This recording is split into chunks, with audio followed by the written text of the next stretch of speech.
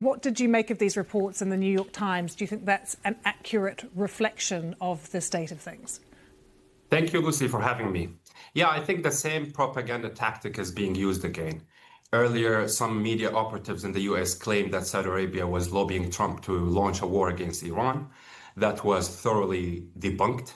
And now, on round two, they are claiming that Saudi Arabia wants the US to strike Iranian energy installations and to have a prolonged war after Trump's 5 days ultimatum.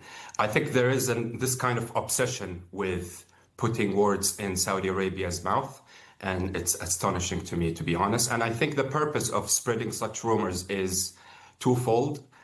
First, to absolve Israel in the eyes of public opinion from being the sole country in pushing for this war. Second, to promote their wishful ambition of pulling Saudi Arabia into this war on their own terms. But Saudi Arabia reserves the right to act on its own terms only. So does Saudi Arabia have any influence at the moment over President Trump and the Trump administration? Are they advising him in any capacity? Are they contributing to strategy at all? Yeah, I think the Saudi-US relations has always been very strong, and we have a very good working relationship with President Trump. We consider the United States to be our strongest and most important strategic ally, partner, and friend.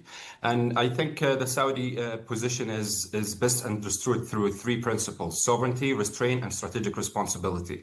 And we have delivered that to President Trump. And I think he actually appreciates the fact that we, as Saudi Arabia, is in a different war, which is the war of stabilizing the energy markets. And we have done this amazingly, because if it wasn't for the Saudi decision to activate the petrol line that goes through the Red Sea, we would have seen the energy prices to go even above 150, which has been said multiple times that this may cause a global recession, which is something that the Kingdom of Saudi Arabia is trying its best to avoid. But the kingdom's posture today is of maximum restraint, backed by full deterrent capabilities and readiness. And Saudi Arabia does not rush to war, but it never arrives unprepared. And Saudi Arabia does not have shortage of power, capability, or deterrence.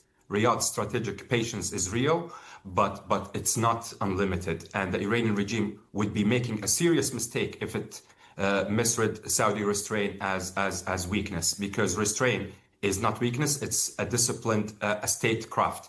So Saudi Arabia and the Gulf states are trying to protect the regional order built on stability, development, trade, and prosperity, while Iran, unfortunately, has too often tried to externalize its own crisis onto its neighbors. But Mr. Ansari, what we do keep hearing from Saudi as well, that they want the war to end. But the crucial thing here is how it ends, because there is surely a concern, and perhaps that was what was being reflected in the New York Times, that if the war ends too early, that will just continue to embolden Iran and leave them with some capability to strike neighboring countries.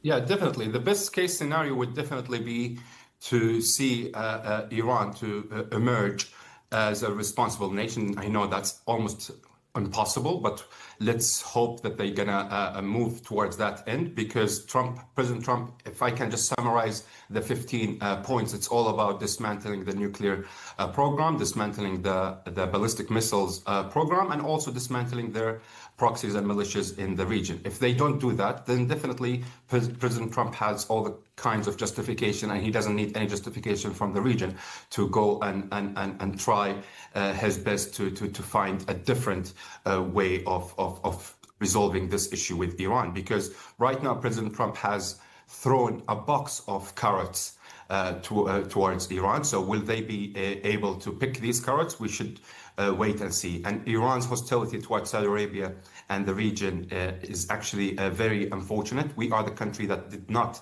allow our territories to be used against Iran or against any country.